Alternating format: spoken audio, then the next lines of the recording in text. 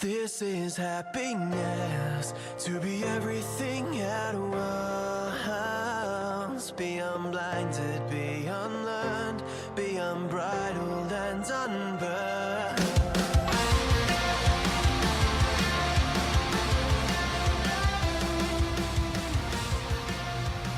Hey everyone, and welcome back to a brand new episode of Mood Prep. My name is David Nixon, and today I'm not too sure what I'm going to call this one. Obviously I have to call it something before I put it up, so I'll do that. But right now as I'm recording it, I don't have a name for it, but I do have a quote that I'm going to call on. I shared it on my social media actually just the other day, so I'm going to pull it up, and then I'm going to pull it apart. So let's do that. So the quote is from, hopefully I get this correct, Najwa Zebian. I pronounced it as best I could, and it says, "These mountains you are carrying, you are only supposed to climb."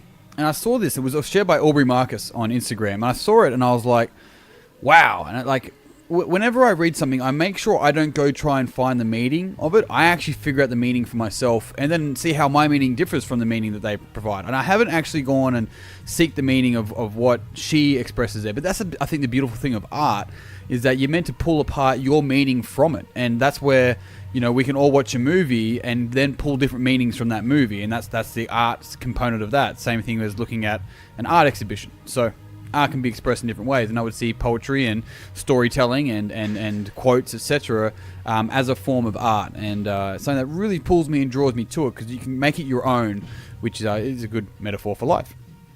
So let's just go through that again. These mountains you are carrying, you are only supposed to climb. Now let's have a look at this for a minute. Let's look at the first line. These mountains you are carrying. Now what the most obvious and interesting thing about this is that you can't carry mountains. But the idea that we have in our head, or at least in mine, I'm sure you'd have something similar, is that if you were to carry a mountain, that's heavy, right? But it's not possible. So it makes me think that maybe this line here, these mountains you are carrying, is that we are carrying heavy things that we were never meant to carry in the first place, because they're not designed to be carried. So mountains aren't there to be carried. But what we do is we get these things, these difficulties in our life, and rather than overcoming them, we try to carry them. And that's why it feels so heavy and clunky, as opposed to seeing them as the mountain, right? We see them as the thing that weighs us down, that stops us actually climbing the mountain. And this is what's really interesting, is that even in that first line, we look at it and understand that the things that we carry around every single day, maybe we choose to carry them around rather than them actually be things that we should naturally normally carry around. Which is, I mean, like, if it's at a tree, that's different, right? Because you can actually probably carry part of a tree around, or if there was a lot of you could probably carry a tree. You can imagine in your brain of picking a tree up or whatever and moving it, depending on the size. Whereas when it comes to a mountain, it's a mountain. You can't move a mountain, so to speak. The only thing you can do is erode it, and that's through water, etc., etc. And that's a whole nother, you know, it's going to take a little while to do that. You get my point.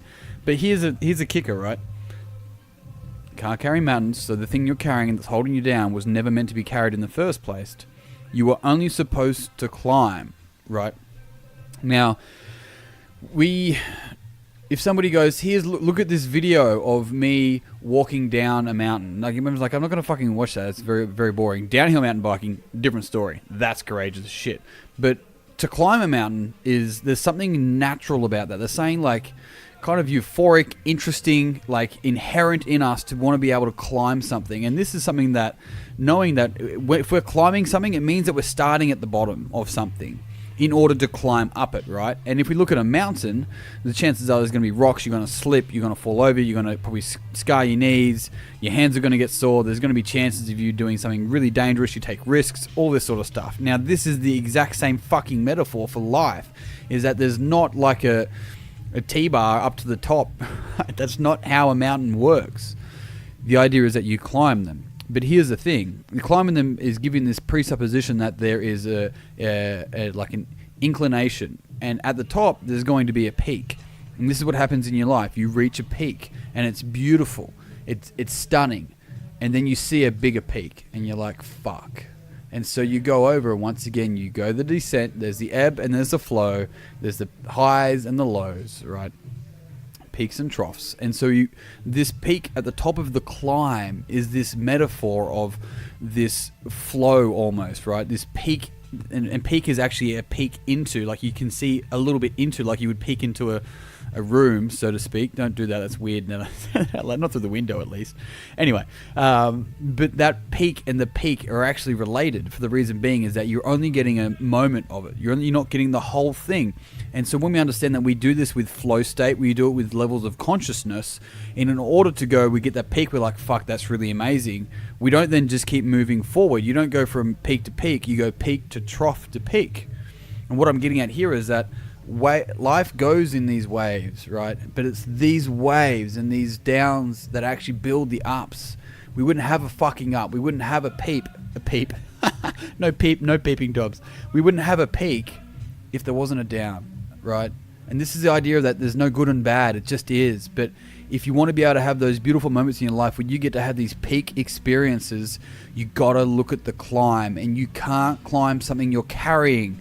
You have to separate yourself from the mountain, look at it, and then get to work 1 inch at a time. And when we do that and we respect that as we know, it's a metaphor, right? As an analogy for life, it's these things that are burdening it, like whatever's burdening. Just think of one thing that's a burden to you today that you're stressing about, right?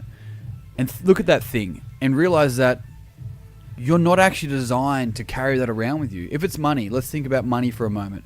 It's like you as a human species was not born to stress about money. So it's probably not money. It's what you think the lack of money or not paying bills or, the concern from your family or whatever it may be. It's that you're probably fearful of, not the lack of money. But then we tie it to money, and then that fucks that whole relationship in the first place, right? Isn't that interesting? And they think, well, hang on a sec, what else am I doing that with in my other areas of my life?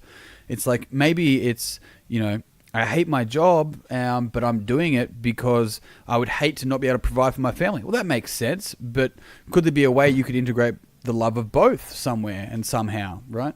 You get my point, at least hopefully. This idea is the fact that there are things that we are carrying around every single day with us, and I am not excluded from this. I saw this and I was like, wow. And I honestly thought about some of the things that I'm stressing about, and then I realized that they were gifted to me to climb, not to carry. And I'm like, God, I felt lighter straight away. It actually did feel lighter, right? And I'm like, okay, I need to find a solution to this. And that was the thing, moving from carrying this issue as if it was a part of my story, as if it was a part of my identity, to shifting to building and finding a solution. And I was like, okay, now I'm in a different frame of mind to be able to deal with this. So team, I hope you enjoyed that quote. Like I said, I hope I correctly said the name, Najwa Zibian. It's on my Instagram if you want to see it. It's at DDNix. Like I said, I got it off Aubrey Marcus's Instagram. He shared it on there. Otherwise, team, that's it. If you've enjoyed this podcast, it would mean the world to me if you would share it with someone else that you think would also enjoy this podcast. If you haven't already, jump on and check out Mood Prep online. And also, if you're a PT, a coach, or an athlete, check out the Coaches Circle. You can find them at davenixon.com.au/memberships. Otherwise, team, that's it. We're done. Thank you very much for tuning in. You would have seen a few musings pop up recently. I'd love to know whether you guys enjoy the musings or not.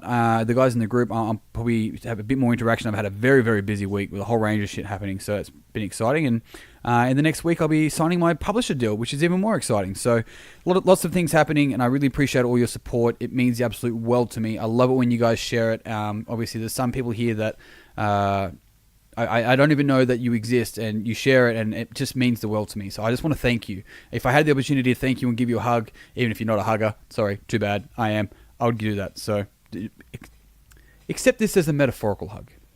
Team, I'm out. Until tomorrow, peace and pizza, kick today in the dick, slay the dragon. I'll see you soon. To be everything at